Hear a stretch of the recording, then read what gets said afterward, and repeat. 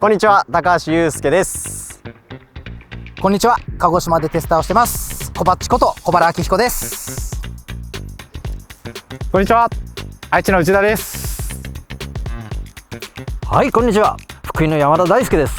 よろしくお願いします。よろしくお願いします。ということで、はい、よろしくお願いします。もうもろバレじゃないですか。今日はどこだ？これは福井県の一級河川九頭竜川です。ありがとうございます。ね、福井バトル、ありがとうございます。お邪魔します。僕ね、福井初めてです。あ、内田さん初ですか。もう楽しみで仕方ない。ね、楽しんでください。絶望してください。マジで。なかなかですよ。なかなかですよ。なかなか。ということで、ブルブルお決まりのタッグバトルやっていきます。はい。一応これ初めてね見る方もいると思うんでルール説明していきます。2人1組に分かれてチームでシーバス、丸鈴木、平鈴木も含みます。その、サイズによってポイントを稼いでいきます。そしてそのポイントが最終的に、多いチームが勝ちとなります。でただ一つこのブルブルタッグバトル面白いルールとしまして、グループラインを作っております。そこで、釣りを始める前にここで今から釣りをしますよっていうのを、全員入ってる、LINE グループに流します。なので全員が相手チームがどこで釣りしてるかを分かる状況で釣りをしていきます。そしてさらにですね、釣れたらすぐに、超過報告こちらも LINE グループに上げてください。なのでお互いのチームがどこで釣りをしているか、そして何匹釣ったかが分かる状態でバトルをしていきます。はい、なおこれ忘れた場合にはペナルティあるので、気をつけてください。そして魚のサイズごとのポイントはこちらです。そして他詳しいルールはこちらになります。ということで、運命のチーム決定。はい。いつも通り A、B チーム、2枚ずつね、もうあります。でもね、ずっとなんかこの2人ちょっとやらせぎなく出てるんですよ。はい。なんかやらせじゃないですよ。やらせじゃないんだ。やらせじゃないんだけどね。はい。ずっとなんかもう種も仕掛けもないですから、裏に番号書いてあるとこないですから。ということでこれを今から全力シャッフルしていきます。全力シャッフルしてもこっち見ないでください。なんか光ってる。シャッフルしていきますよ。でちなみに僕は最後に選びますから。見ちゃダメなやつね。さあこれでいきましょうか。さあどうなってるかも俺分かりません。さあいきます。はいはい、もう直感で引いてください。今回スケ防止でめっちゃいい髪に足してきましたから見えないですよ。じゃあ俺上。よし、せーの。どれやり直しやり直し。はい、もう一回。同じの掴んで。みんな同じの掴んで引っ張らないでください。もうそれでペアになっちゃえばいい。みんな一気に引くの禁止。みんな一気に引いていいですよ。それからみんな守ってください。手は同じの持ってんだからね。それでもうペア。違うの持ってくださいよ。じゃあ俺これですね。いきますよ。じゃあまず下にやってくださいね。普通にせーの。はい。これでじゃあ発表しますから。じゃあ3、2、1いきます。3、2、1。はい。おっしゃー。ローカル。もう初。元鹿児島。元鹿児島の南国の鹿児島のね。よっしゃー。いやー、楽しいゲームだ。よしよし。ついにマジで。ついに壊した。分かれちゃったね。とうとう敵対する時来ましたね。いつもね、こうね、ずっと無敗コンビやってたから。そうですね、確かに負けを知りますね、どっちかがこの無敗コンビ。そうだって。洗礼を受けるんだよ。いやだからしたいとねすごく気になってきたわけですから。まあでもね楽しんで楽しみましょう。確かにね。ということでじゃあちょっと意気込みをじゃあ軽く内田さん。はい。そうですね、意気込み。もうあれですね、今回ロケで3日釣りできるじゃないですか。それだけでちょっと僕は楽しみ。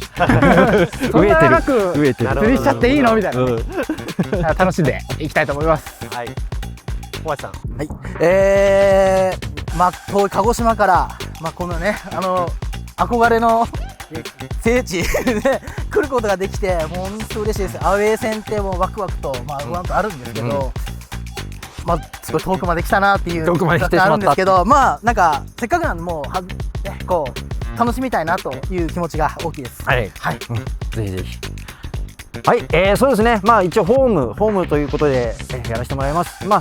ね、みんな遠くから来てくれて、やっぱ福井の九頭竜、福井全域のね今回バトルですけども、まあ福井を楽しんでいってね、いい思い出を作ってね帰ってもらいたいなと思います。はい、ではよろしくお願いします。じゃあいい思い出を作らさせていただきます。よろしくお願いします。よろしくお願いします。よろしくお願いします。よし。ということでじゃあ、今日から、3日間ちょっとね雨が降ったりで天候悪いそうだね。場面あるので気をつけて、はい。釣りをしていきましょう。はい。ということでよろしくお願いします。福井バトルスタートです。スタートです。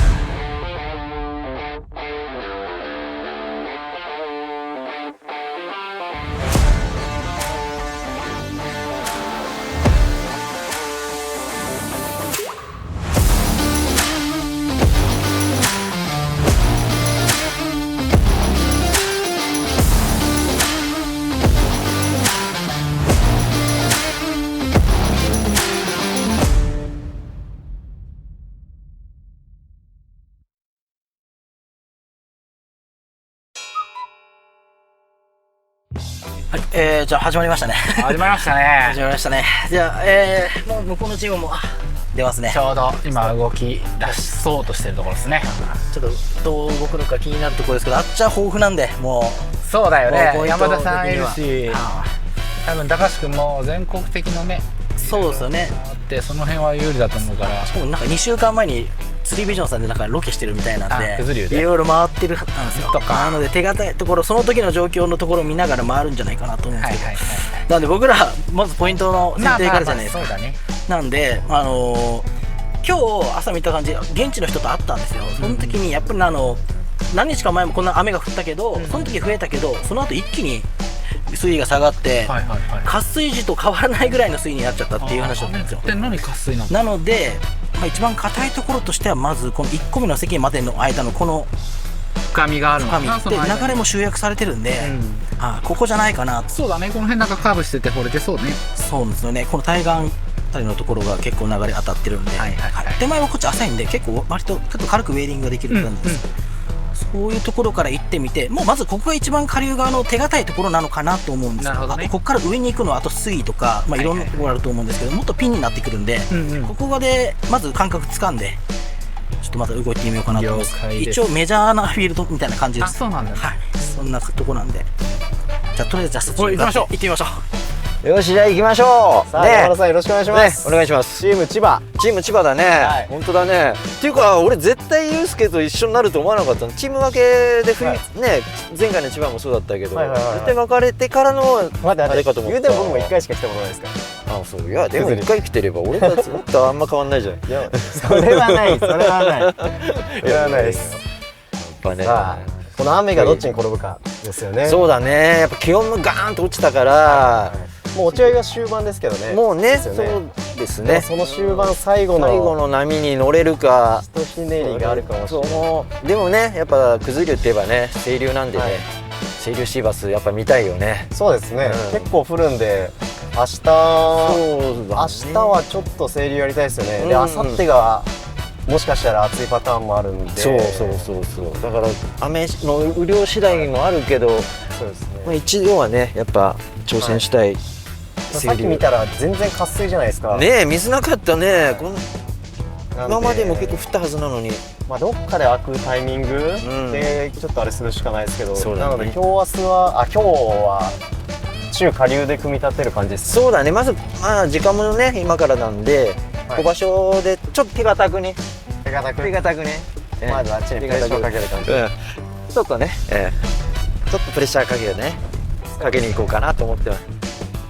と小バッチ今回のタッグバトルにかける意気込み意気込みですか。意気込みは。いや今回高橋君と今までこれまで戦ってきたバトル全部同じコンビだったんですよ、だったんですけど今回ちょっとまあ別々になったっていうことで、なんかワクワクしてる部分があります。はいやっぱ今まで高橋祐介がいたから勝てたみたいなそういうコメントが入ってたりとかそういうのもあって自分もやっとポイントを重ね合うっていう中に加わっていけてたんですけど、やっぱそういう印象っていうのがやっぱりあったんだなっていうのは世間的にはそう見えるんだなっていうのがあって、やっぱりまあここでやっぱり独り立ちじゃないですけど高橋君と離れてもなんかこうねちゃんとこうかつ無敗の男って言われるだけの男だっていうようななりたいなと思ってますんで、はい、全然気にする必要ないと思うけどね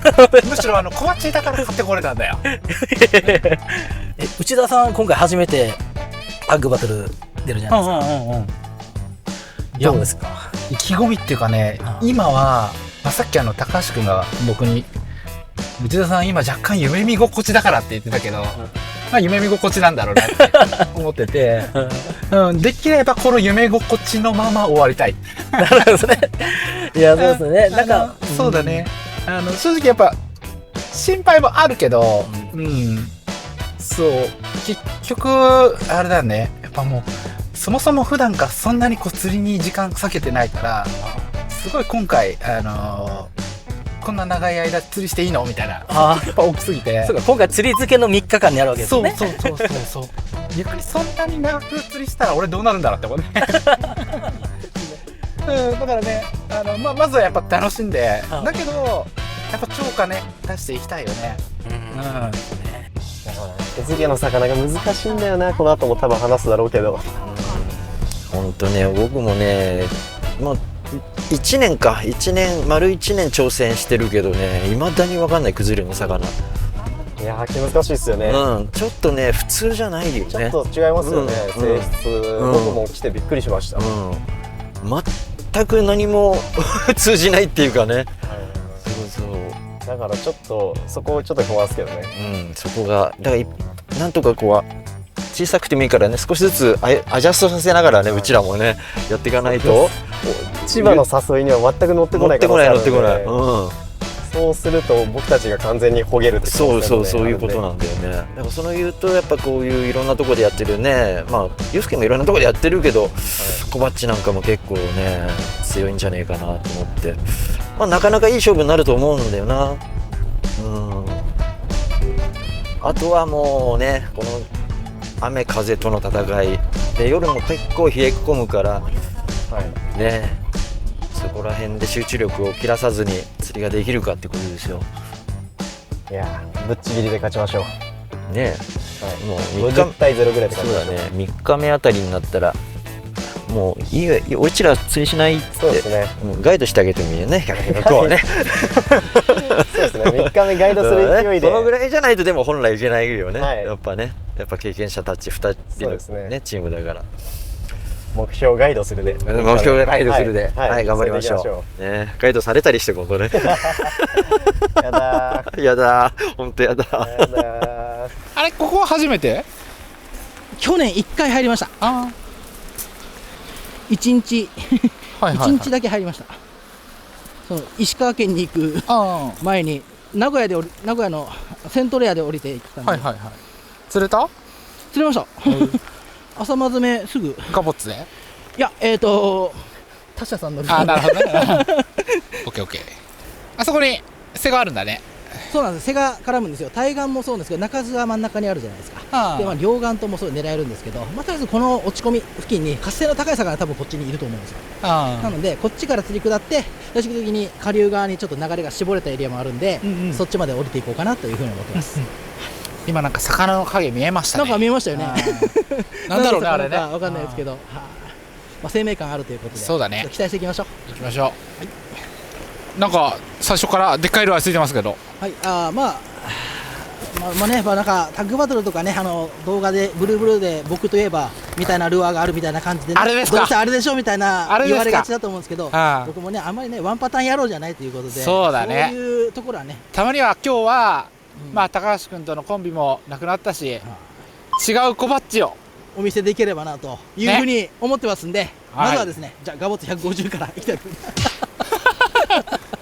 やっぱりガボッツだね。とりあえずは上からサーチしていくので、よし、じゃあ1ポイント目1箇所目行きましょう。じゃあちょっとした小場所ちょっと入りました。釣れそう。いきなりねこのダイナミックな釣りではなく、ちょっと千葉のね釣りにも通ずるようなで、肩慣らし程度にねちょっとサクッと出していこうかなと思って。ちょっとわからんから、とりあえず俺は相沢あたりから行こうかな。どうですかね、初日この雨ですけどいい方向に働くのかいやー、それともいいでしょう。降りすぎてダメになるか。一応加減を知っててくれてる雨だったらいいんですけど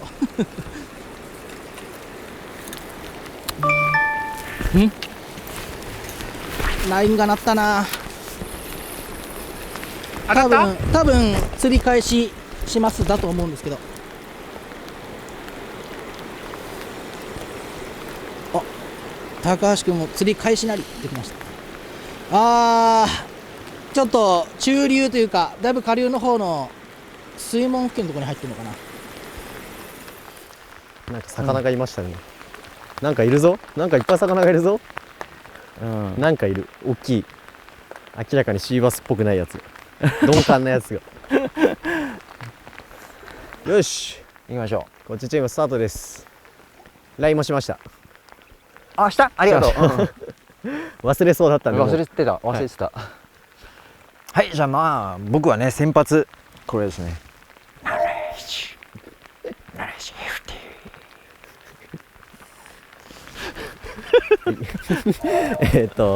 ジョルテミニでいきます。なんで普通なんだよ。じゃあまあちょっと、乗らないのが正解かなと思って割とフィネスな感じで、はい、そうですここはね。まあちょっと反応を見て楽しもうっていう感じです。じゃあ行きましょどうぞ、はい頑張りましょう。頑張りましょう。1投目から釣れちゃうんじゃないですか。う。投もしかして目。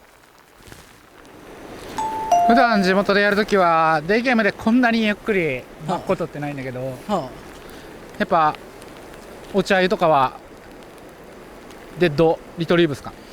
まあシーズン初期っていうところは割と動いてていいと思うんですよ、ルアーを。でだけどやっぱこうやって人的プレッシャーもかかってきたりするじゃないですか。で本当瀕死の鮎が流れてくるようになってくるともう動かさない方が良くなったりっていうところがあるんで、ある意味難しいですけどある意味簡単っていう言い方もできるみたいな、難しいんですよね。デッドしてる感じ、こんな感じでこんな感じで食う。こんなんですよ、ちょっと生命感が一瞬出るみたいな、これ大分編でも使ったんですけど、でも一旦止めて、でも流れの中ではやる方がいいですけどね。で反転流に巻き込まれたりとかした方がよりそういうことね。その生命感が出るんで乱れるっていう、はいはい。濁ってくれればもっと薄く濁ってくれればいいんですけどね。でも限度があるんで。この流れは普通ですか、こんぐらいですか。普通。なるほど。おお、なんかすごいの跳ねたね。何あれ。おお、すげえ。すごいね、あれね。シーバスではない。シーバスではなかったね。すんげえボイルしてる。鮭。鮭。あるかもしれんね。ちょっと待って、なんか右膝が冷たいんですけど、嘘でしょ。あれ。マジ。いや、気のせいか水が冷たいだけ。ちょっと待って、股がちょっと待って前チャック式で前がちょっと開いてるかもしれない。前チャック式は便利だけどね。こういうことがある。便利だけどね。ちょっとね、あっちのはい背の浅い側ではいちっちゃいウェイトが一瞬跳ねたんだよね。跳ねましたうん。生命感あるんでしょうね。ちょっとサイズ下げてみようかなと。その方が確かに本当だ、今見えました。見はいるよね。い、なんかのタイミングでベイトを襲い出すかもしれないんでなんですけどね。雨強くなってきて、跳ねてる跳ねてる。すごい。ちょっとね、あっちの背回りでちっちゃいベイトが跳ねていたので、アイザーからちょっとサイズダウンしてブローインの 110S 入れてみようと思います。多分水深最初浅いのでキャストしてちょっとこう上引っ張って後流していく感じなんじゃないかなって、なんとなくそんな感じでアプローチしてみようかなと思います。とりあえず九頭竜川の魚の癖っていうのがまだ見えてないんで、いろんなパターンでね、ちょっとコースをね、取っていこうかなと思います。あっちチームは割と上流入りましたね。結構難しい魚たち狙いってますよ。だからね、タイミングらしいんですけど、日本海側なんでね、そんな潮位が変わらないんで常に流れてるから常に釣れそうなんだけどなかなか釣れないし、けどなんかふとドンってタイミングで釣れるらしいです。結構遠征組にはきつい修行の釣りですよ。ずっと投げ続けて。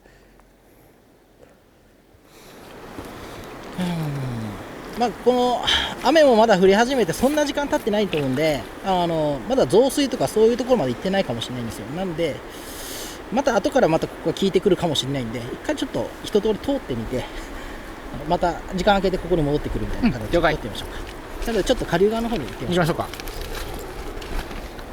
これ浅いところ暗い時にやってもいいかもしれないですけど、でも本命ポイントみたいな感じなところはあそこです。奥、はい、人がいるところ。人がいますね。さすが本命だね。さすがやっぱメジャーポイントなだけありますよね。山田さんと釣りするの何年ぶりですか？いやもうだから千葉のバトルでポイントかぶんなかったですもんね。かぶってない。だからそれよりかぶったけど直接ほら堤防ね、あそこではかぶってたけど、ああそっか並んでやってはいないからね。いやー本当だからプロとのテストやってる時とかさ、最後あれじゃないですか。下手したら本当に一緒にボトムドリフトした時じゃないですか。そうじゃない？そうだよ多分あれだと思うよ。ってなると俺が多分25ぐらい、忍者に SS が出た時ですよね。そうだからそうだね、25？多分24、5です。下下手したら4ですね。じゃあ俺が31にだの頃だな。24だ俺。うん、もう6年前ですよ。そうな。まさか福井で。いやタッグで一緒になると思わなかったもん実際本当。タッグで一緒になれると思わなかった。もう絶対ユースケとは組めねえんだろうなと思ってたからちょっと嬉しい。待って、でも僕もアウェーですからね。そうだね。こぼっちゃんあれだよね、もう全然川島弁入ってないよね。抜けてるよね。めちゃめちゃ気をつけてるだけなんですよ。他県外の方と関わることも最近増えてきたんで、すごく気をつけてるだけです。あ、本当、今日は全然解放して、多分ね、何言っても伝わるから。本当にじゃあさ、鹿児島弁で硬いが。よかね。鹿児島弁で硬いが今日から。じゃあどう？ほら、つらんな。そい。8日キャストじゃ。何のうなずきですか？動きます？どうしよっか。よし。よし、じゃあ移動です。移動しましょう。そう簡単に釣れるとは思ってないです。でやっぱりこの水系広いからね、やっぱりいろんな場所反応なかったらもう次々回っていくのも作戦かもしれないね。はい、確かに。弾丸しますか。弾丸しましょう。そういい思いはできないかな。甘くないもんですね。一発ボイルとか出てくれたらね。そうですよね、それが見たいですよね。まずポーンって変わるんだよね。そうしたらやっぱこの今上を通してますけど、上を通すのにまだ頑張れるんですけどね。いや寒いね。そうですね。やっぱりね、雨が。いや1回目はあんな感じでね、軽い感じで行って、じゃあ次もうちょっとね、河口の方行ってみましょうかね。やっぱ海の水がちょっとでも影響ある場所の魚はどうかと。水温がね、そうですね。やってみようかなっていうところです。承知しました。はい、頑張りましょもうご当地の地元のアングラーの方かもしれないですけど、ちょっと観察しておきたいですね。いますね、アングラーさん。釣り方を観察したいですね。でも日曜日でこれぐらいの人数だったら少ないよね。そうですよね。それだけもしかしたらシーズン的にだいぶ下り坂のところなのかもしれないですね。地元の方とね話した時はもうなんかみんな終わったと思ってるようなはいそんな感じあるかもしれないですね。だからお茶湯パターンの絶頂期はもうとうに過ぎてるようなことは話してましたよね。2箇所目の爆ね、2笑ポイント箇所目爆笑ポイントに行きました。河口域ですね。まあ何でも、マル秘えシークレットポイント。シークレットです。誰も言えないです、ここだけは教えられない場所ですけど、まあ行ってみましょ寒いなう。水が冷たいね、やっぱね。ずっと粘ってんのかな、彼ら。粘ってそうですね。ねなんか誰かから情報を得てるんじゃないですか。粘った方がいいと。え、拷問だね。はい、2箇所目。ね、頑張りましょう。頑張りましょう。僕はね、ジャブティーミニの 8g ですね。伸び伸び伸び伸び。はい。僕バイブレーションから7時65から絶対やらない始めますやらない方がいいのかなと思ってるんですけど、うん。じゃあまあいろんなね、オープンウォーター、オープンエリアなんでね、いろんなところをちょっとチェックしましょう。あ、来てる。お、移動。釣り開始しますって来た。あ、本当だ、河口だ。だいぶ河口の方行ってるね。本当ですね。ここが僕が得てる情報としてはカマスとかアジについたでかいシーバスが釣れるって聞いてるんですけど、でも確約できてるわけじゃないのでですけど、どっちも厳しい中でなんとか出すっていう感じだと思いますけど、まあやっぱこういう川筋がもう打たれちゃってさ、大会とかで擦れ切ってるんじゃないかっていう判断でもうだだっ広いところ行ったのかもしれないね。思い切ってそうあるかもしれないですね。どっちにしても回遊待ちしてるかもそうだよねなってるのかもですけど、嵐ですね。なんかね、ちょっといかんね。なんかないでればトップもありそうですけど、そうだね。ちょっとざわざわしすぎてますね。うん手がかじかんできた。あれ、もしや傘いった大丈夫？あ、壊れたんですか？早っ。それ後ろにある傘の残骸？大丈夫かな。ルアーチェンジします。ブロイン 165F。ちょっとジャーキングで、大きいミノのジャーキングでだいぶ濁ってるんで、しかもユーマ詰めなんで、ちょっとワンチャン気づいてください。じゃあ僕もルアーチェンジします。シャルダース35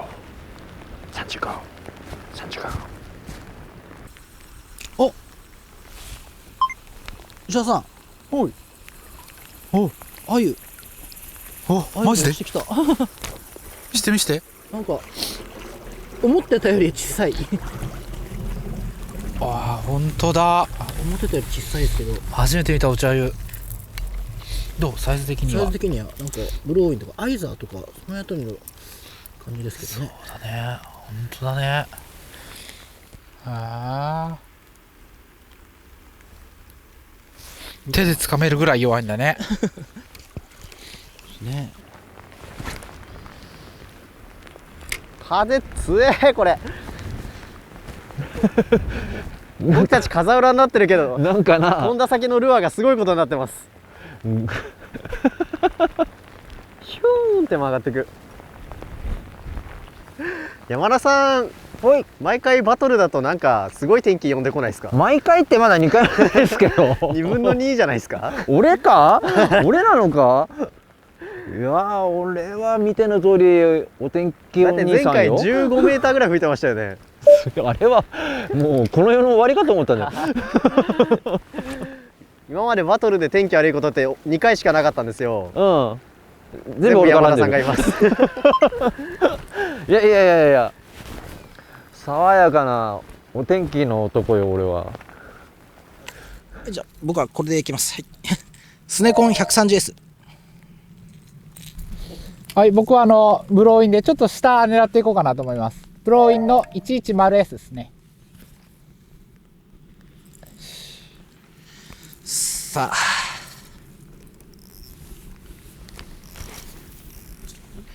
でもいつき的な感じで絶対シーバスはいるはずなんですよ。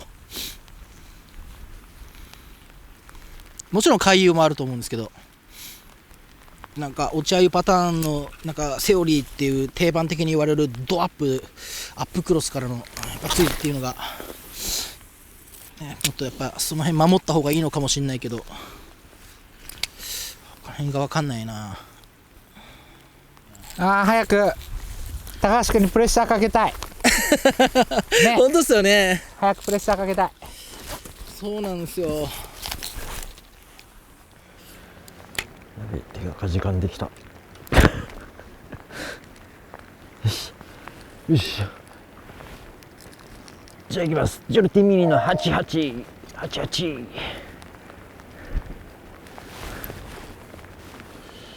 ンします。ちょっとね上の潮が全く下げていかないんで、風が逆なんでね、一枚下は多分下げてんのかな。でも潮が関係ないからな、ちょっと微妙だけどブロイン 140S やってみます。でもそっか、下げてるか。1枚下は下げてると信じて少しレンジ入れてみます。全然ルアーが流れていかない。ねえ、もうちょっと流れがあるといいね。ただ風で押されちゃってんのかな。食ったな。おしゃ食ったぞただちょっと可愛めでしたけどね。可愛めだったね。いやでも取りましょう可愛めだったね。よし取れた？ちょっと行った方がいいですか？よし。ナイス。決まる。あるか？よしやった。イエーイ！ナイス！イエーイ！日本。ある。決まる。ある30センチ以上だな。やったー。いたー。ちっちゃいけど。よし。とりあえず1本。いやナイスです。いやよかったさすが。見れたね。シーバスがいるっていうことですわ。これで見ましたね。ね。はい。よいしょ。50あったらめっちゃ嬉しいですけど。でも40ありますよ。 40あるね。40あります。もうちょっともっと全然ありますね。40は全然あるわ。こんな来た。40ある。はい、どうぞ。どうでしょ42ですね。イエう。イエーイ。 OK です。よし、ありがとうございます。よし、ワンチャン始まったかもしれないですよ。じゃあこれで自衛が来たのかな。ブローイン165。うわっ、なりました？なったなった？マジっすか？ちょっと見てみよあれこれまだ移動して間もないね。う。うわっ、いやー、釣られた。釣れてる？釣られた。山田さんだ。マジか。ただめっちゃ寄せてるなめちゃくちゃ寄せてるな。前にバーンって魚が来てるんでサイズが読めないだけどマジかい、くそー、先手打たれた。先手打たれたか。先手バッチを食らってしまった。でも山田さん嬉しそうだなイエーって顔してますよなんか。よし、ありがとう。貴重な九印シバスですね。これが始まりの一匹になるかな。よし、じゃあ大きくなってまたね帰ってきてください。ありがとう。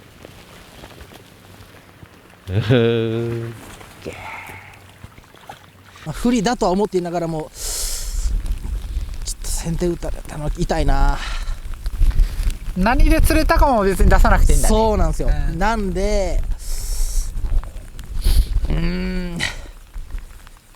でもなんだろうな。いやしかし何にしてもやられたな。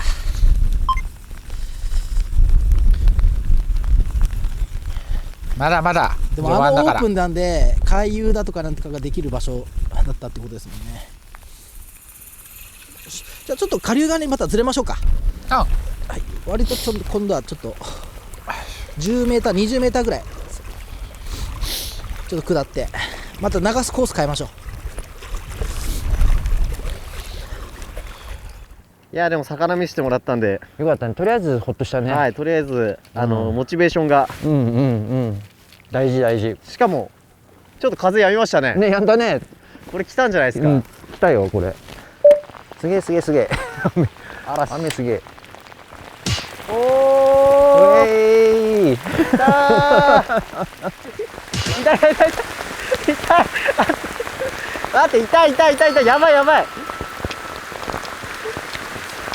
一旦落ちあゆにとらわれずに一回ジョルティでもう完全にボトムラインちょっと探ってみます。少しだけアップの角度。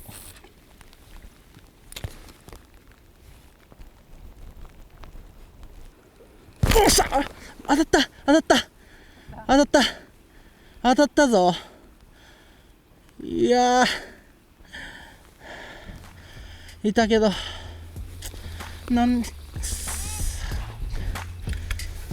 こでかけれないのがまた。いやー、来た来た来た、元気出てきた。完全にボトムラインを、できるだけ小づかないようにふわふわさせてるだけなんですけど、それで当たったっすね。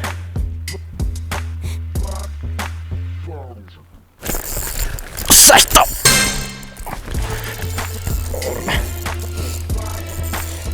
よっしゃ、これランディングどうしようか。よっしゃちょっとねこっち浅くなるからー、はい、左側がそっちから見て右側はね深いんだけど、そこのゴロタに持っていきます。了解了解。こっち来て、よし、おとなしくしてね。しゃあ、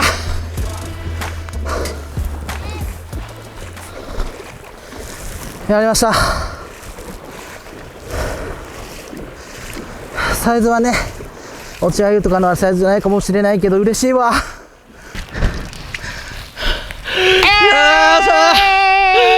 った、ありがとうございます。やった。めっちゃ綺麗じゃん。もう一回落ち合いのこと忘れてみようと思ってジョルティ入れてみたんですよ。そしたらまあすぐは1回当たって。何グラム？これは15ですね。60はないですよね。なしはいってとこだね。54センチ。はい。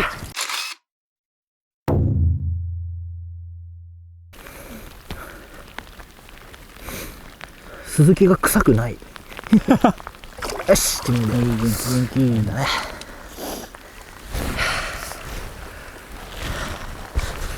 やったっす。ありがとうございました。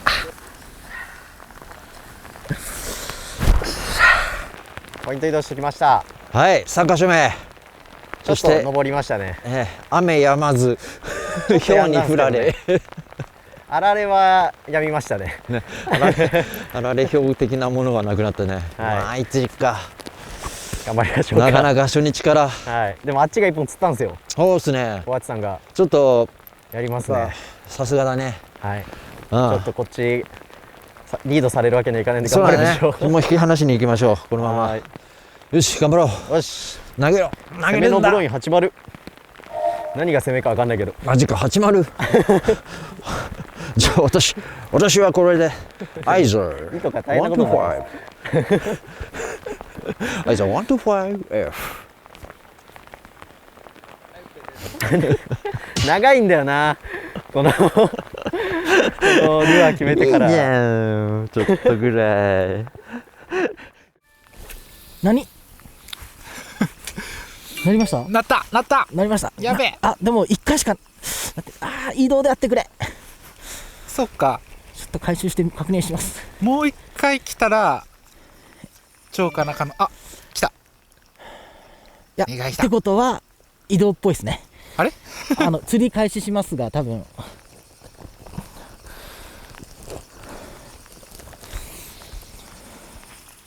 いしょ。移動です。移動。はい。九頭竜の水門に入ってんだ。なるほど。まあ、この雨でこっちの支流の水が強く出てるのかもしれないですね。そうね、うちもここも一通り回ったら移動しようか。そうですね。いやーやばいな。辛いよ辛いよ。 80飛ばない。ベイト泣かせじゃないですか。ちょっとこれでよくベイト投げられますね。投げられるよ、投げられるけど、山田さん P 何号ですか？これ06だね、これは。 6？ うん、すげえ。 06に20ポンドリーダまさかの俺より細い。ー、うん、いやほら大会だっつってたからちょっとプレッシャー気にして。今日ずっと06でやってるんですか？そうだよガオチ150、06のベイトで投げてたんですか？そうだよ。化け物だ。言ってもリーダー長いから、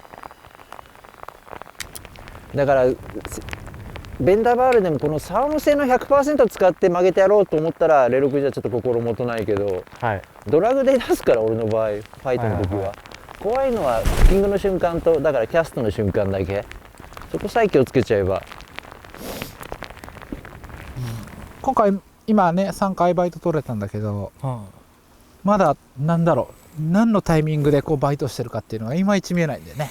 そうですね。タイダルじゃないエリアでなると常にやっぱ流れはあるっていうなるところですけど、暗くなってからじゃん。だからその流速差も出てるんだろうけど、それがいまいちなんか把握しきれてないというかね。そうですよね。何かきっかけがあると思うんだよね。まあやっぱりまずめ時とか時間的な要素だったり、まあ、やっぱ下流側の方がやっぱり流れ緩いと思うんですけど、下流側の方の何かのきっかけがあってこっちに魚が濃くなったり薄くなったりっていうのがあるんじゃないかなと思います。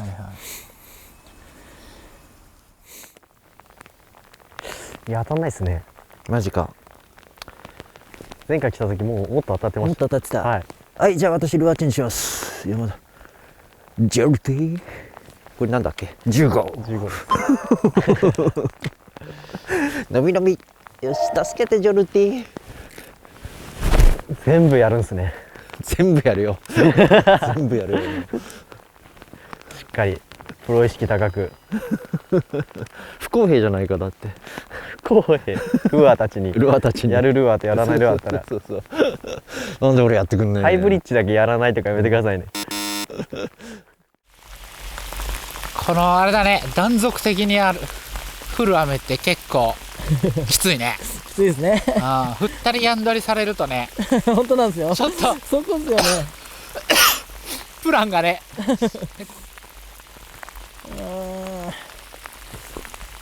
これやむんだよね、一回。で一旦また弱くなる。なんだこの雨。小バッチめちゃくちゃ雨降ってきたよ。どうする？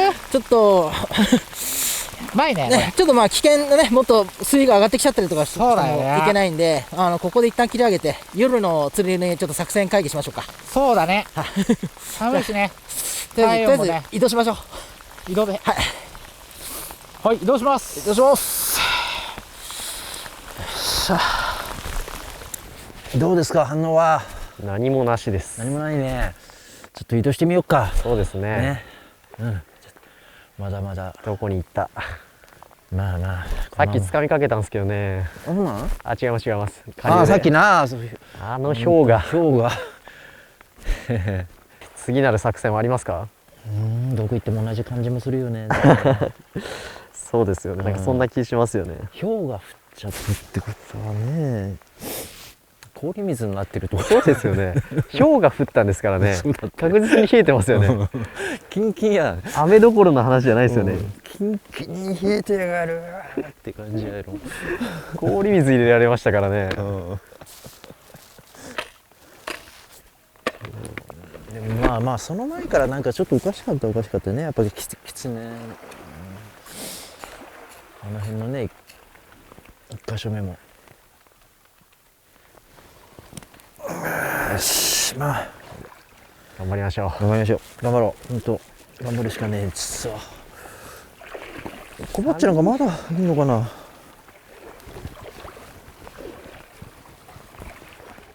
寒いね。寒いですね。まあさっきのとこよりはまだ風はまだマシなのかなとは思うんですけど、そうだね。でもまあ依然としてちょっと難しそうですね。そうだね。あでもあ、なんで、すごいくっきり明暗出てるから良さそうだけどね。本当ですね。これはまあこのタイミング入れないですけど、なんか回復したらね、なんかまた来てみたいですよね。とりあえずなんかまあ次に繋がるようにとりあえず場所見に来れただけでもよそうだね。かったんで、とりあえず今日もここで終えて明日に向けてちょっとそうね。今日はもうここでやめましょうか。はい、ちょっと体力をそうね。温存しましょう。行きましょう。はい。はい。よし、じゃあとりあえずホテル戻りましょう。 1日目は終わりということで終わりということで、よ帰りましょう。し、じゃあ急い時間もあれなんで、じゃあ急ぎましょうか。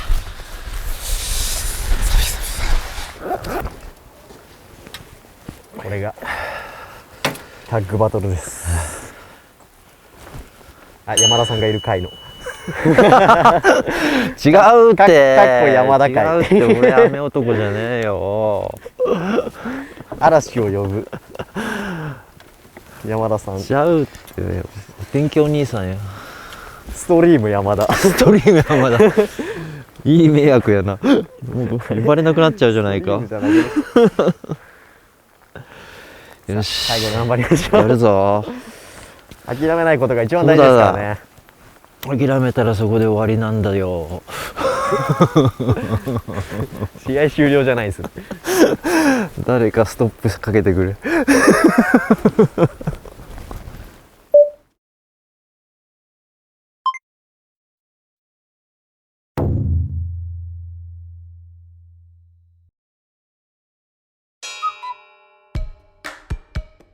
まずはあれか、朝まずめだけ昨日何回かバイトあった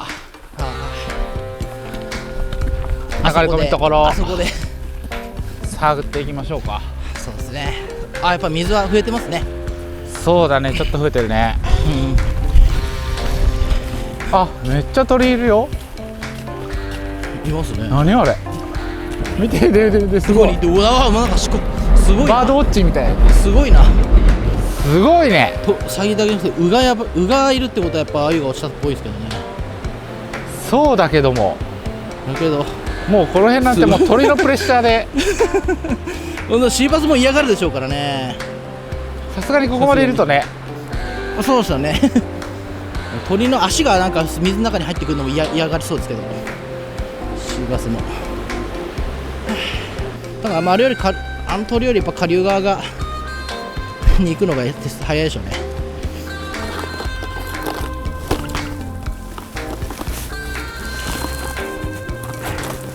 さあ1箇所目頑張るぞ。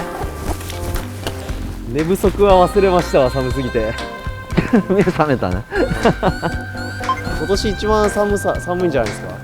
ああ、そうかもしれないですよね。うん、そうかもしれないね。確かに北海道が売り切れてましたもん、コンビニの。やっぱみんなね、いきなりこんなになると思わなかった人多いんだろうね。福井県民ですら寒いと思う寒さ。うん、寒いっす。はい、ざ125シャローランナーからいきます。はい。よし、じゃあ僕はね、ガバッツ90ガツンとキューで、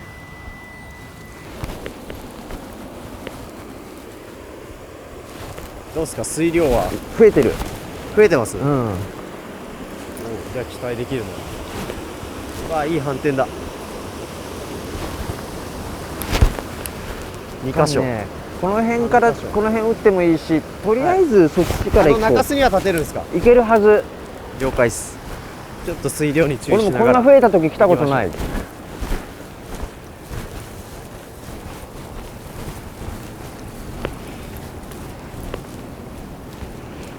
危ねかん。危ない危ない滑るゆるまだーんと滑る斜めなんだ。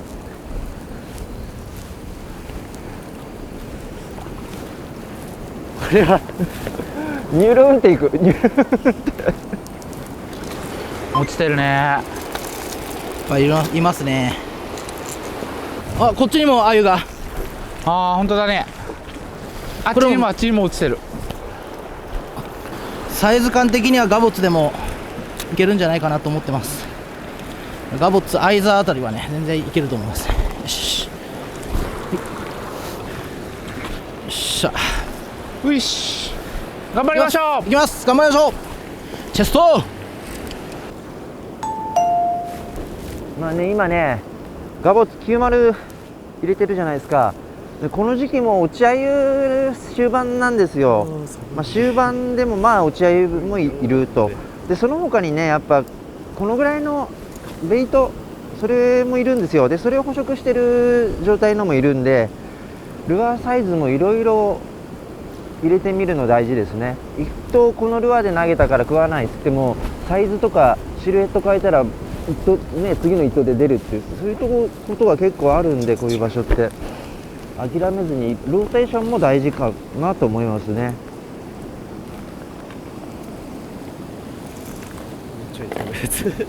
なんかすんごいルアーが連なってますよ。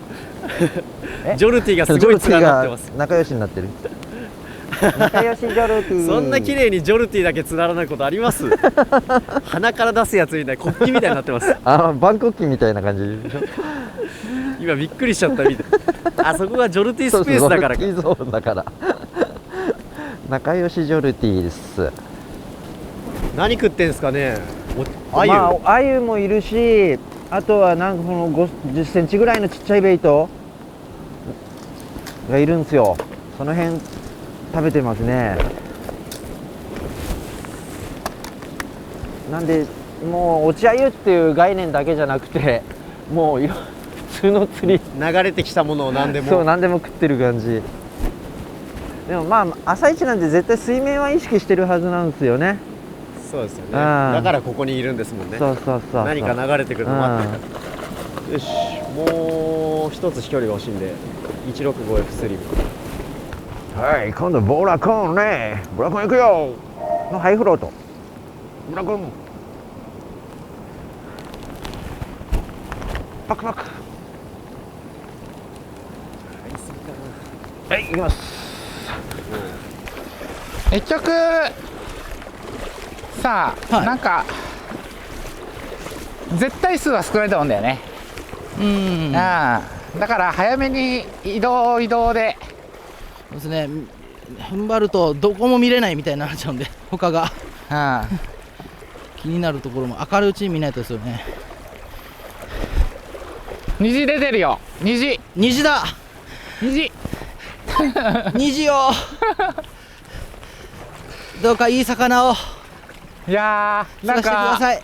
我々の釣果をねなんか叶えてくカメラにれるような。も映るんですかねあの虹。あれ映るかな。我に力を我に力を。我らに力をこれ虹パワーでね虹何かいいことが起こるあれだったらいいな。なんかいいことがある気がするねこれね。そうですね。ほんとよし釣っちゃおう。しゃあ頑張りましょう。ダブル虹になってる。ダブルレインボーですよ。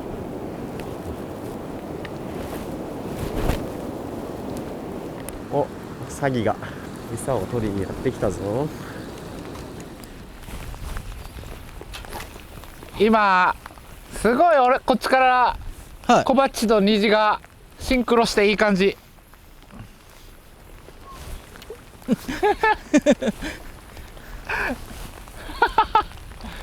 ああいいね。それ来年のカタログいけるよ。パワーをもらってんだよ。虹からパワーを。我に力をって。我に力を。あ虹パワーがああ虹が薄くなった気がする。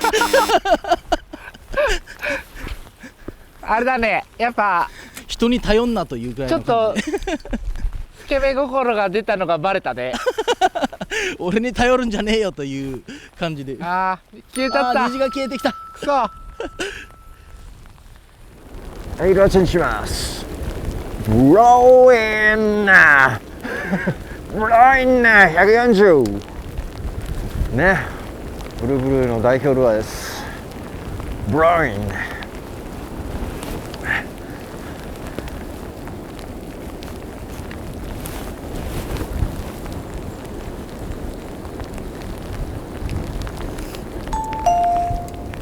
なんだよこれ風がやばいっすね。やばいね、えぐいね、最悪な風ですねこれ。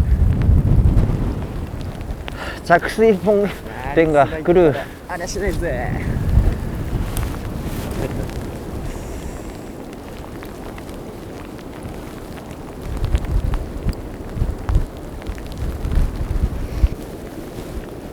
よし食った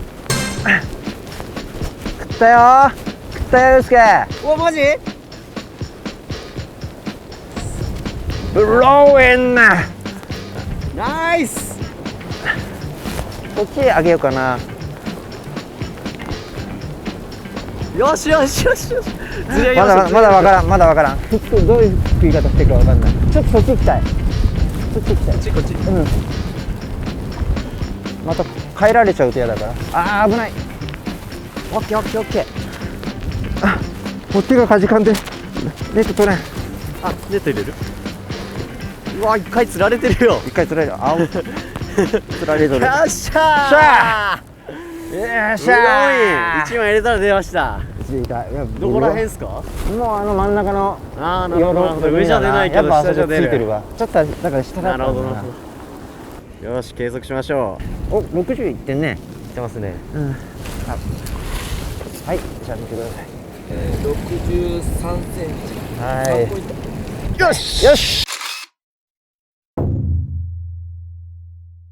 はい、行きます。よし、ありがとう。ウェイ。ありがとう。あ、まだいる。まだいるけど大丈夫だね。あ、帰ってきたぞ。おいで、おいで、おいで、おいで、おいで。かわいい。定位してる。やったー。イエス。ナイス、ナイスです。助かります。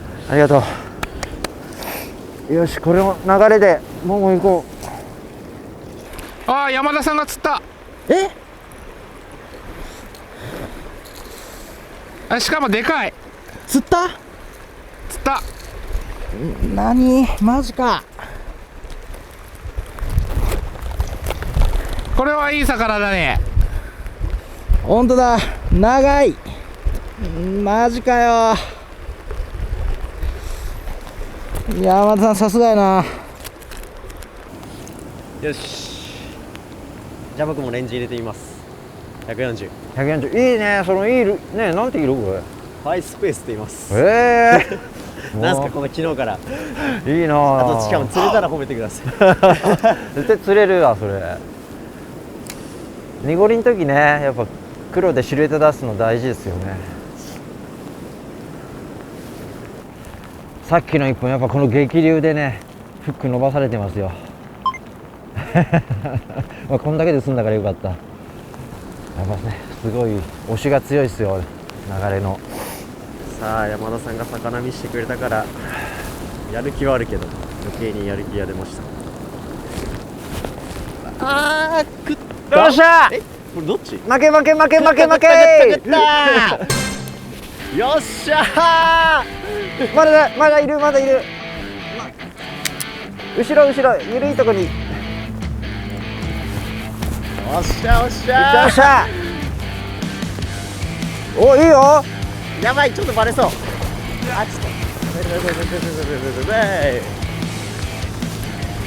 と待ってくださいね。このまま行っちゃった方が良さそう。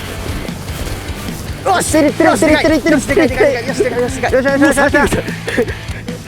いってる。よっしゃ。カモンカモンカモン。よしイエスイエスイエス。あざす。イエスイエス。いいよこれはいいよ。しゃあ。しゃあ。ありがとうございます。やったー嬉しいあー食ったーやったぜ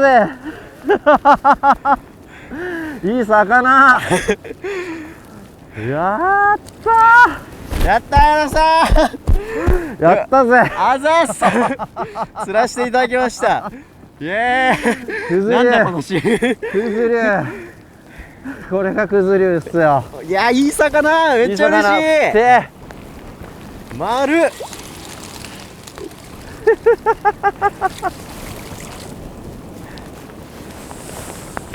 しよしじゃあ計測よいしょ頼むぞよしあるわこれあるあるあるあるいってるいってるいってるよっしゃよっしゃーよしよしでかい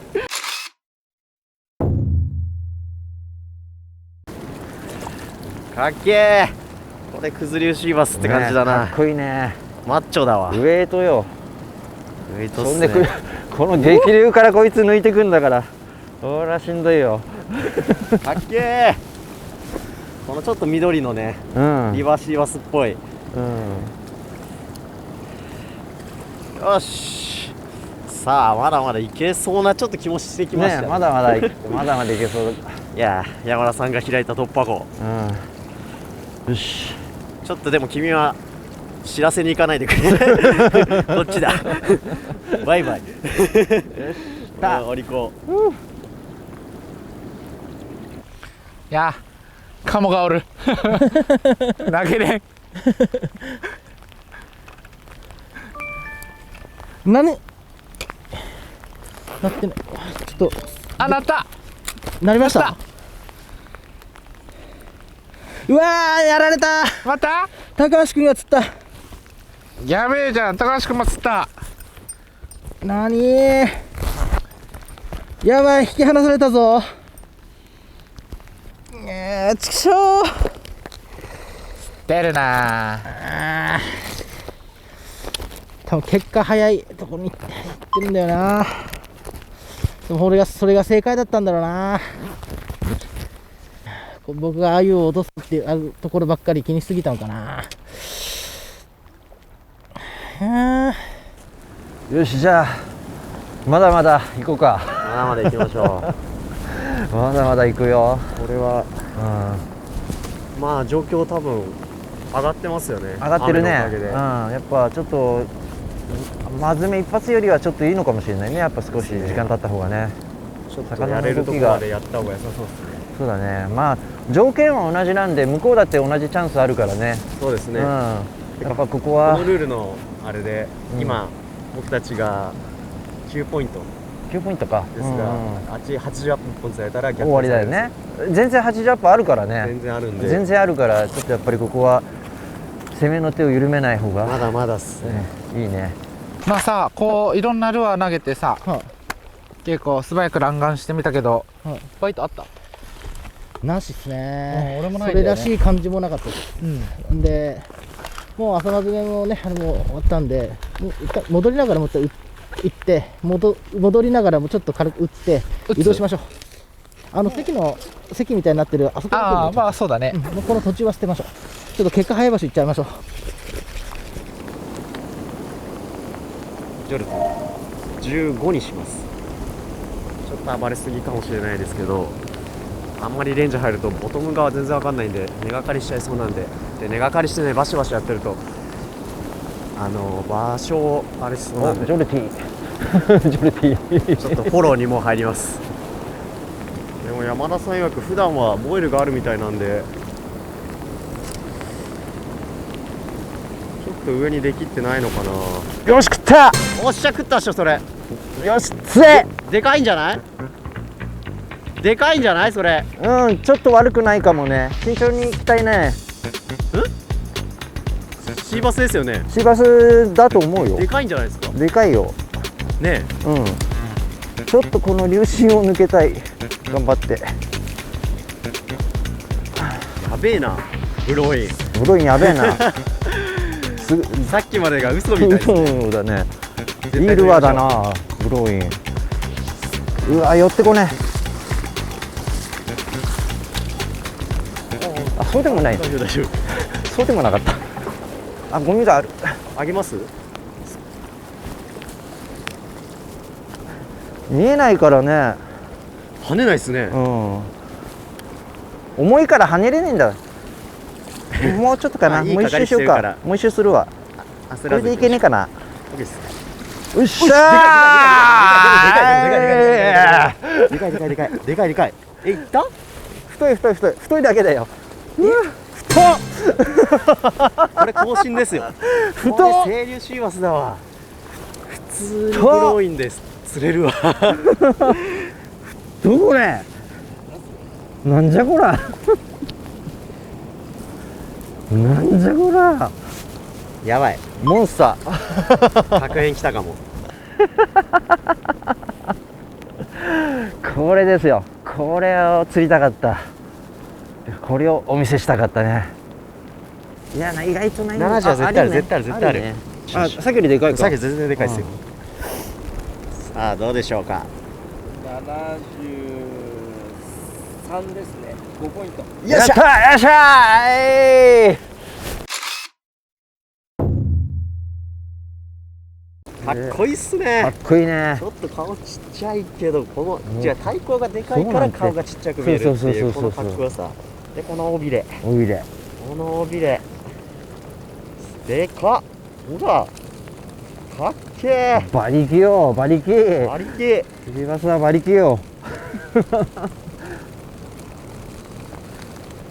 よし、じゃあ帰ってもらおうかな。はありがとうございました。よし、いいですか。はい、じゃあ行きます。はい、ありがとう。バイババイイバイ。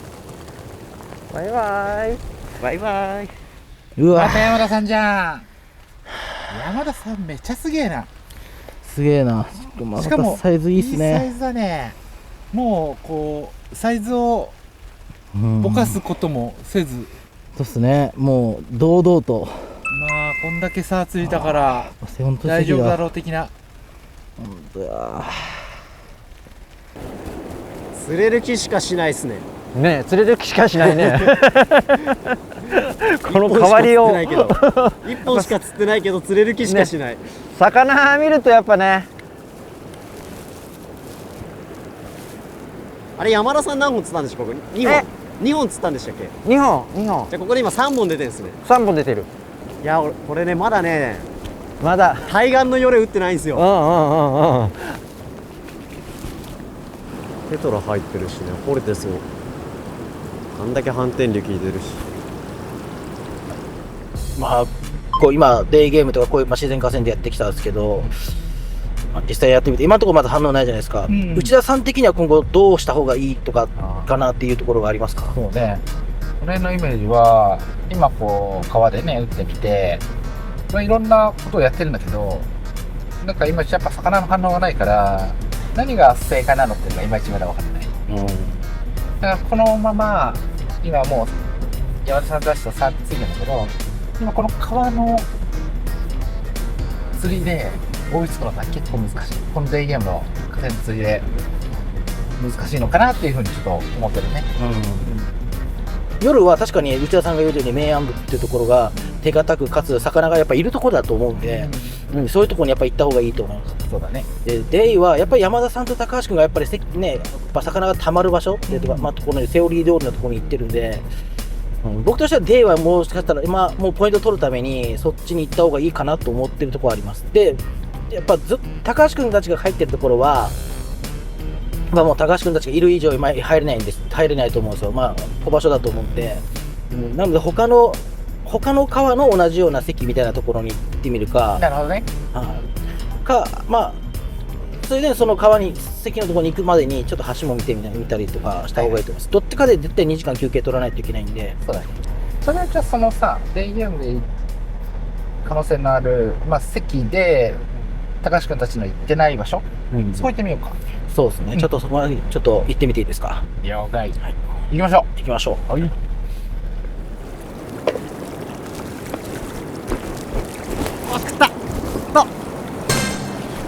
っしゃ食いました。よよっしゃいや元を流してたらビビった。まず気をつけたら帰ってきて。よっしゃよしよしよしよし。でかい？いやわかんないですね。そんなでかくなかった馬ですね。力よ馬力よそのはい馬力ね、馬力あるね。どこだ？また振ってんだなこれ、浮いてこないもんね。そう、あー、よし、太い太い太い、よし、綺麗。きれい、ビューティフォー、It's beautiful。いい魚だ。いい魚だ。清流来たって感じだ。ねとりあえず50はあるからね。3点だね。よし。はい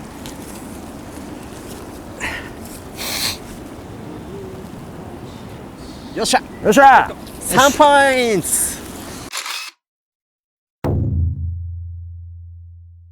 よし。うえい。よしよし。ありがとうございます。いいね。いいよ。懐かしいな。山田さんとこう釣り合うの。ね、そうね。そうだな。それだけでこう俺寂しいんだって、俺こっち来て寂しさ、いんだもう釣り友達が少なくて。ちょっと月1できます。ね。おいでやろうよ。またやりましょう。はい、で着きました。場所移動ですね。はい、ただですね、ここに向かってくる途中に相手チームが1本追加しちゃいましたね。そうですね。4本差になっちゃったね。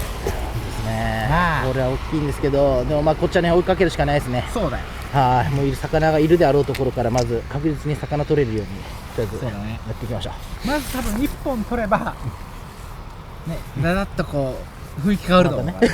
まずは1本取ろう。感覚をまず取り戻しに行きましょう。じゃあ行ってきます。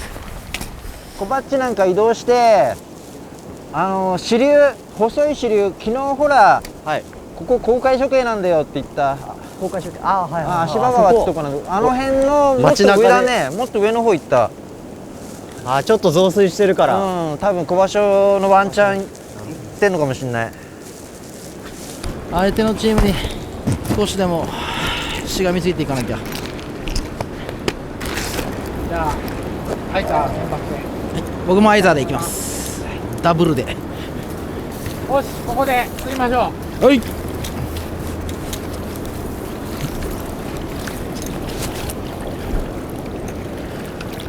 あ、そっち側打つんだ。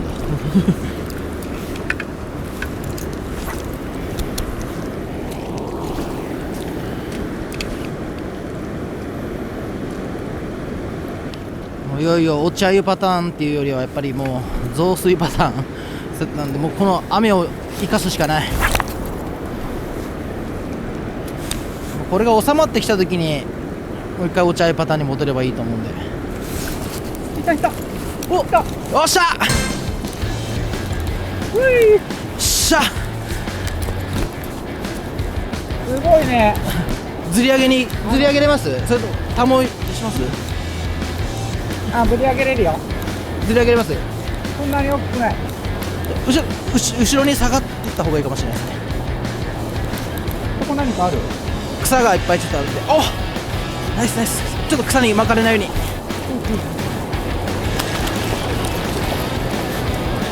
内田さんは上がった方がいいですか？おっしゃおっしゃ、やったやった崩れやったぜ。いやー、よかったやったぜ。やっと目ぐらいだね。やったいい魚、アイザアイザー出たね。ー出ましたね。ああ、よかった。これで全員安打だね。全員やんだですね。小バッチがね、真ん中投げてたから、さらに奥うん、入れて、あと流すだけ。あと流すだけ。やっぱちゃんとついてますね。やった。あ、59。59センチ。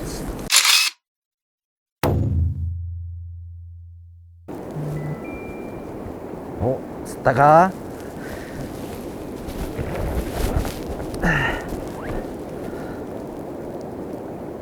お、釣ったぞ。お、うっちが釣った。うちが釣った。うちうん内田さんうん。すげえ。おお、アイザ。アイザうおおん。いいね。でかいよこれも。いいっすね。やるな。やったね。全員安打じゃないこれで。やるな。よしよしよしよし。やっぱ安心できないっすよ。まあな、だからこれだから怖いんだって。これだから。いいね、いい魚だ。ありがとね。次行きましょう。行きましょう。よっしゃ。寒いな。また気温が落ちたでしょ。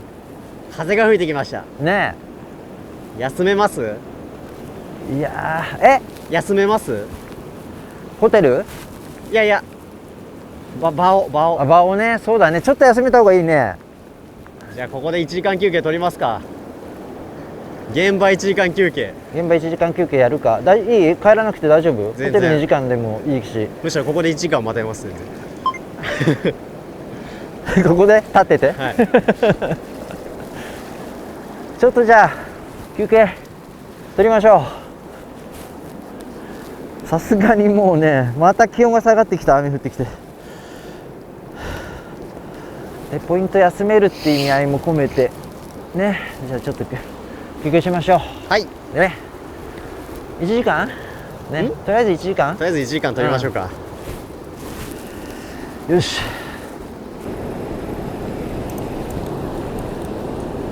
おっしゃ。あー、かかった。ごめんなさい。半信半疑で。くそー。アップだったんでちょっと感覚が鈍かったっす。かかってるよな。かかってましたけど、ちょっと確かめに行っちゃったっす。アイザアイザーですね。ウィスウィスウィスウィス雨降ってきたね。また山田さんが車から出た瞬間、雨が降り始めました。俺のせいはしないでちょうだいよ。なんか鳥さんなんか食べてる。食べてるね。なんか食べてる。ごっくんごっくんしてるよ。なんか頑張って飲み込んでた。あれでかいよ。しかもハンガング言ってたね。でかいっすよね。ね落合流れてきたんかな。地合いを知らせてくれてんじゃないですか。えね鮎が落ちてきたんじゃないですか。え。はいよもしかしたら。ーっつって。はいよ来たよー。まあ確かに一個思うのがアジのうん。人たちも地合いがあるじゃないですか。やっぱりな。あるねあるね。でそれって意外と昼だったりしますよね。そう普通もう朝まずからやった人が疲れ切ってやめちゃう時間に釣れるってその時間いうやつ。狙う人もいるんで、うんまあやっぱ水温が上がったりうんうんうん。太陽の角度もあるかもしそうれないですね。角度ある。そうお日様って意外とあるみたいだよ。じゃあ僕はねウェイクゼッパーアイザーで。あれあれ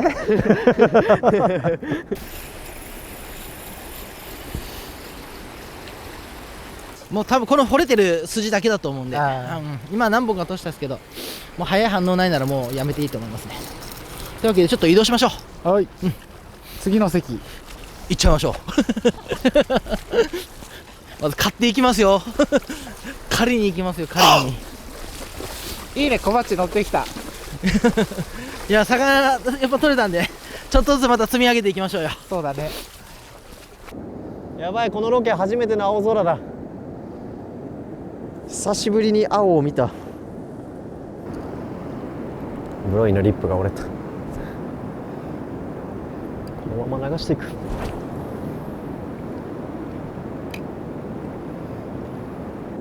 おい、ではチェンジします。初心に戻ってBlowing 40 Love Yes。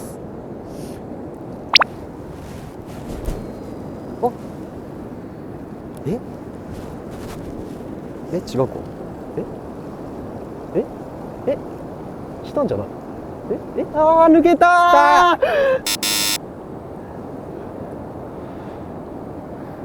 ー。オッケー。まだまだまだまだ。もうラインがもう何メーター送ったんだろう今。50メーターぐらい送ってるんで、確かにトーンとは来るんですよ。でもなんですよ。どっちみたいな。どんな感じ？どんな感じだった？ 50メーターぐらいライン先行で送り流してみました。でそしたらトン、トンってこれはグググググ魚っぽいみたいな。でスッて抜けちゃいました。やっぱフッキングが遅れるからね。いやーマジで。よし、でもパターンほら、見っけた140。 140。やっぱ流しなんだ。リップちょっと俺来てるね。チューンです。これダウンでちょうどいいなと思って。どんくらい半分までいかんぐらいか。ほぼウォブリングしなくなります。なるほどね。ダウンで暴れすぎない。 S 字新編。これで一発っす。一発だった。懐かしいっすね。でもブロインのシャローチューンって懐かしいね。昔はさ、ルアーがなくてな。あの手この手使若干無理やり感もあるけど、自社製品のリップ削って使ってるっていう。まさか懐かしいよそのね。メソッドが、まあ今ドンピシャなんだよな。飛距離といいレンジといい。ちょうどねあそこあたりでね、反転する流れと右に行く流れがぶつかるんですよね。で今のはもうその境目入れてそのまま右に流してって本当に50メーターぐらいずっと流してったところで、流してる途中ベル戻したかな、戻してまだラインがたまんでてルアーがこう進んでこうターンしていくんですけど、その途中マジで面白すぎだろ今回初めての大場所っていう感じ。大場所広い場所。ちょっとやってみましょうか。ちょっとやってみましょう。僕ナレージでバーッと探ってみますわ。はい、僕はちょっとトップで音出して了解。エスケーパーでいきます。本当浅いね。明確にはあるんだよな。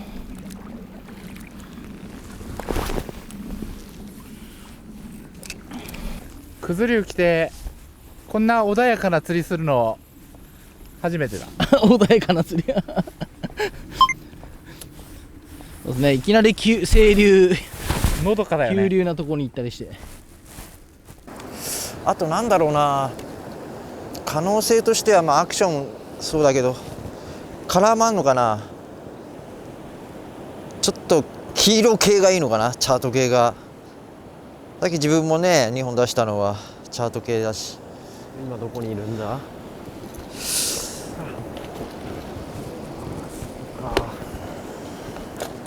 ただな、マットチャートブロインないんだよな。マットチャートブロインがない。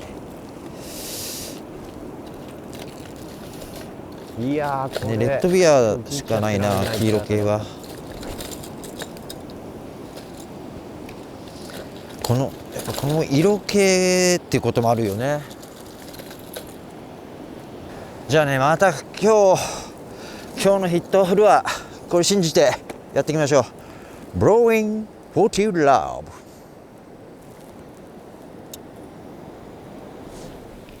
早めに見切ろうか、小バッチ。そうですね。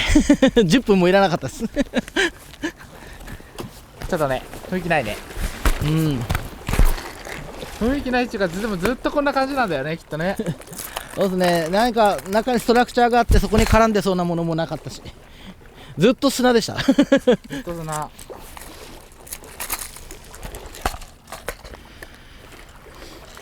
ちょっと休憩取ろっか。ここで撮りましょうか。そうですね。そんな疲れてないんだけどね。そうなんですけどね。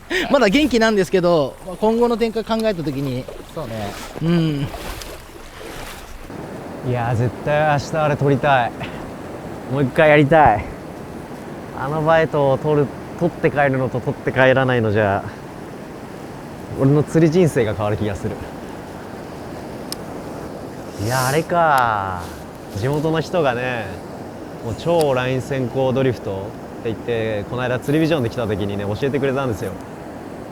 もうドンブラコって言うんですけど、まあ多分名前の通り桃太郎の桃が流れるかのごとく本当にテンションフリーので、まあフローティングでやることが多いらしいんですけど、どうもフローティング出ないからちょっと今日はシンキングやってたんですけど、もう本当に、超、まあ、少しアップに投げてライン先行ドリフトしてでまあほぼゴミなんですよ、はっきり言ったら。でもなんか違うラインがつながってるおかげで途中よれでラインがクイッて引っ張ったり、まあ、あとは自発的に少し巻き始めでルアーがクッて動いたり、ライン水よ流れより早く動く瞬間でクンっていうのが、まあ、3週間前にね釣りビジョンで来た時に教えてもらって、でもねその時はねもう今より本当に渇水で状況悪くてとても僕じゃ出せる状況じゃなかったんですよね。それで今回少し雨降ってでようやくまあ表層のねドッパーンじゃないけどちょっと入ったところでそれがねできたんで、もしかしたら明日水減れば今度上で出るかもしれないので、いやーリベンジしたい。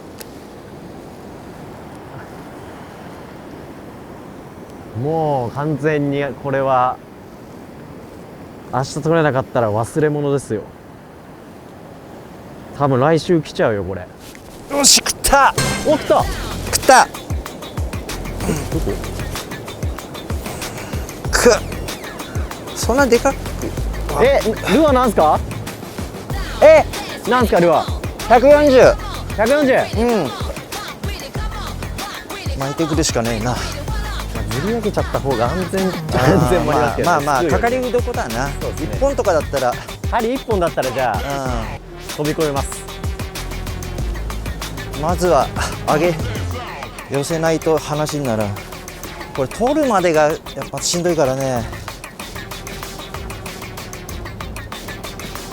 やばい、すくってすくいましょう。すくってこれはすくおう。もうなんか口元も傷んでたわ。こっち深いんじゃない？そうですね。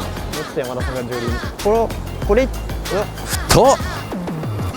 よしよしよしよっしゃよっしゃよしよしよし太っ最高やば短っ酒かと思った鮭かお前は短っブリかブリみたいな違う太さに対して長さがおかしいよねバランスがね。そういやウエイトがやべえほんと平鈴木だわ。平鈴木だわ。ちょっとよしないようんはいよしやったーはいじゃ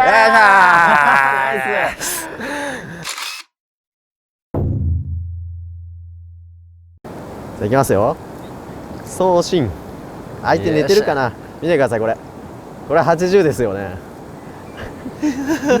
80だね。これは80あるでしょう。80だねこれは。こいつの対抗がなすねやっぱ重量感。そうですね。広角にしても違和感がない。よしじゃあリリースしますよ。よしそっちじゃないんだね。こっち行ってほしいんだな。そっちに帰っていきやがった本流好きの千葉でしたね。イエスイエースよし3点。よしやめらんねえ。やめらんね見ました。見た休んでる間。でかいの取ってたね山田さん。マジっすか。これやべえな。これはね70ありますね。80はないと思うけど70ありそうですね。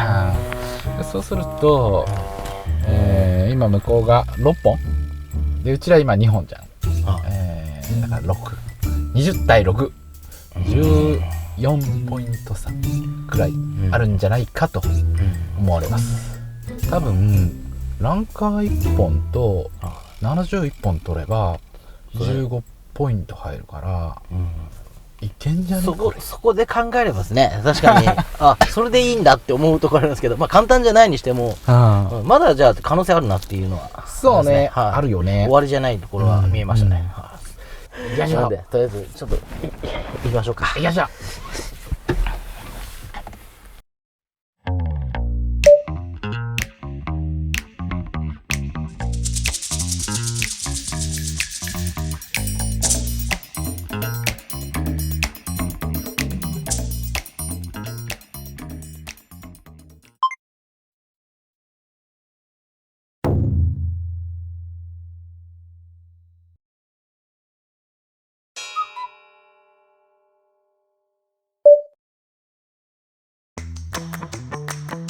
さあこれは俺にするよ。これで釣ってこそ小鉢さんに完全勝利と言えるんじゃないでしょうか。そこの戦いがあるんだな、ミラには。ガボツ150。やってるよ。やってます。あの竿の立て方は何か跳ね上げてますね。やってるね。何か跳ね上げてる。ちょっとこの霧に紛れて近づいていきましょう。ですね。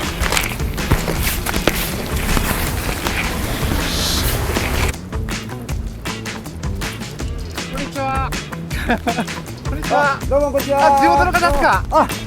分かっちゃいました。バレちゃいました。はい、ちょっと今撮影で。あ、本当ですか。なんだあの茶番は。どうぞやらせてやってください。どんどん。もう口に打ってもらっていいので。どんどんやってください。あれ小鉢さんじゃない。あ、ブローインなんですね。ブローインちょっと投げてるんですよ。小鉢さんですよね。あ、いや違います。似てるとは言われますけど。そっくりですね。あ、そうですか。いやよく言われるんですよ。はい。今日こんなとこまで。そうなんですよ。ちょっとプライベートで。プライベート。ジョルティのとりあえず15でね、もう上の層とか今山田さん見てたらブローインとか投げてたんで、もう早々初手ジョルティみたいなことになっちゃいますけど、僕はちょっとみんなが投げてなさそうな忍者に投げていきます。ちっちゃいやつですね。でもマジでピンについてると思うんですよね。下流側の方はやっぱ流れとその地形にブレークみたいなところにつくと思うんですけど、僕はもうピンについてるやつしっかり探っていこう。出てこないな。まあもうちょっと後だよ。まだ寒いですかね。まだおねんね中かな。フォースガイルかな、なんだろう。ガチペンですか。ローカルの人がここでデカトップで出してますもんね。もっとからだったらこの位置からダウンで入れよう。ブローイン40ラー S パーいます。なんか変な目で見たらったんだけど、小鉢に小鉢が変な目で見てた。すごいサンドバーだよね、これ。ね、落ちるね。ごめんね、ちょっと通ります。いけるかな。でも俺すんごい流してるんで。うわ、流してる感出してるな。結構下まで行っちゃえばいいよ。ちょっとダウンの釣りが厳しくなってきたんでアップの釣りに切り替えましょうか。はい、ラチンします。アイズル125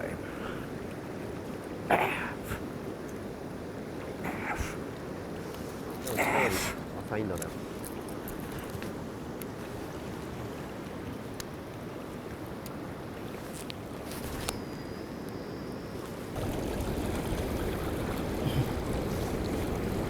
ごめんね。すいません。これは心理戦だね。でも今のでいいコースを相手のコースを制限してますからでも多分絵的に高橋君ごめんそこどいてって言えないと思うんで。いや分かった。でもそれは作戦です。僕はもう潰します、ここは。でもう相手にポイント取らせないです。で僕らも取りに行くまあ悪い見本かも分かんないですけどね。だけどてかやりにくいなと思わせればジョルティ流しています。15g。はい、ラチンにします。ブローイン11ラー届いてくれればいいですけどね、ちょっとプレッシャーかかった感じするんで、ダウンサイズで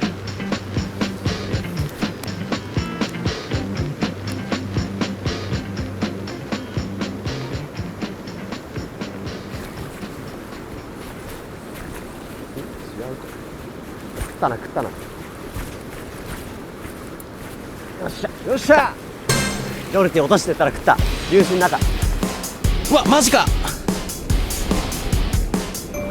食った。だなマジか。目の前でこれは見たくなかった。よしよしよし、全然魚の位置変わってるかも。今地合いかもしれんよ。そうですね、なんか絶対一匹じゃないと思うんで。ほらよっしゃー。よっしゃ。すいません、ありがとうございます。丸飲み。溝のとこ思いっきり落として。1本目。小松さんいますよ。ああくそーあ60あるか。おお。やばい。ある。いってる。よっしゃ。あれ60でも同じなんだよな。まあそうだね。そっか。この間がね、大事なんだけど。61センチ。よっしゃ。なんか近寄ってないもうつらせてたまらんつらせるわけにはいかん先手皆さんコメントで叩いてください。もうつらせる皆さんコメントで叩いて。もうつらせるわけにはいかんみんな釣りたいさ。今回敵なんで。さあそう今回マジで潰しに来やがって。完膚なきまでに元相棒を叩き潰す。ちょっと流しすぎじゃないですか。カポスつなげなくていいんですか。あこんなジョルティでいいんですか。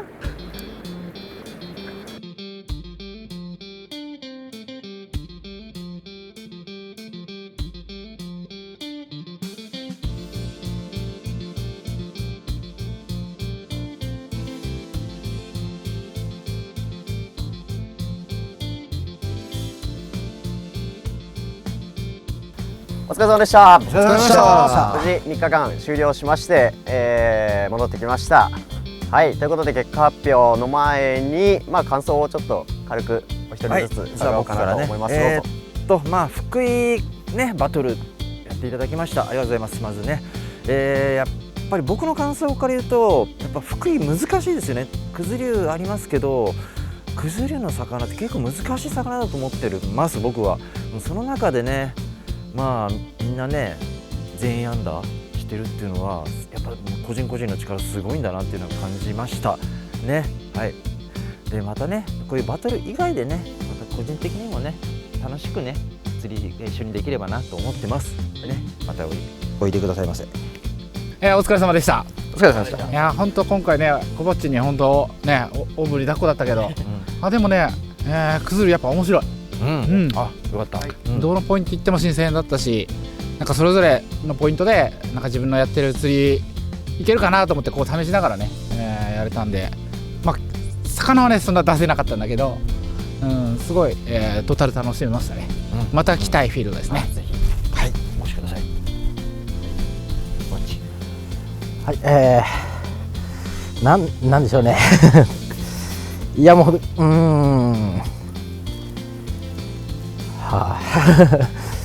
なんでそんな落ち込んでるんですか。いや本当ね難しかったです。一回来たことがあってその時連れてちょっと今回地震もあったりもしてたんですけど、で結構事前の情報収集も豊富にしたつもりだったんですけど、それもあと相当ルアーの練習みたいなのをしてたんですけど、それをあまり生かす場も作れなかったりとかだったんで、そこも悔しくところですかね。なんですけど、難しくてでも、本当ポテンシャルは感じましたね。本当ね天候にちょっと恵まれなかったんでね、これはもしね3日間こういい天気でいいベストな状態だったらね、みんなちょっとすごいね動画になったかもしれないですけど、それもね自然相手のね遊びなんでしょうがないことです。楽しんでいただければね。本当楽しかったです。ありがとうございます。僕は2回目の挑戦で1回目はね10月に来てるんですけど、厳しいというか、そんな簡単なフィールドじゃないというのは分かってたんで、結果としては、予想よりは取れたかなっていう印象でしたね。山田さんのおかげもあり、状況的にもね厳し厳しいなと、しかも前来た時より厳しいだろうなっていうのは覚悟してきてたんで、想定内以上より想定内かそれ以上の、結果で非常に楽しませてもらいました。はい、ということでじゃあ行きましょうか。じゃあ3、2、1で結果発表お願いします。いきます。3、2、1、ドン。あ、よいしょ。うわ強っ。計算変わらない。あれ？何ポイントですか？33です。あ、33だったんですね。なるほどなるほど。小鉢さんが持ってたからちっちゃく見えたわ。ねえ、言ってましたよね。あ、多分ないっつって。こうやって撮ったやつもある。どっちにしようかって言ってたんですけど。そういうことね、そういうことね。なるほどなるほど。いやでもすごいな。お見事です。でもね、いや本当だって、ね、うちもねよく取れて。ね、撮れたね。嬉しかった。いやもう本当ね。なった時本当に嬉しかったわ。おばちのおかげですよ本当。よかったよかった。ね、本当よかったと思います。ね、さっきも言ったけどね、また今度ね、楽しみに来てください。こうやってプレッシャーのかかるね。そうだね。ちょっと待って、サイズのあれ何分70が2本、60が4本の1ポイントが1本です。最後のが一番やっぱでかく見えてました。でかく見えてるけど、山田さんの。そこは言ってましたよね。みんな80って言ってて、あれは70だろうけど、70もなかったんだよね。写真いや見せ方のあれであのためにポイントを読ませないって面白いですねこのゲーム。はい。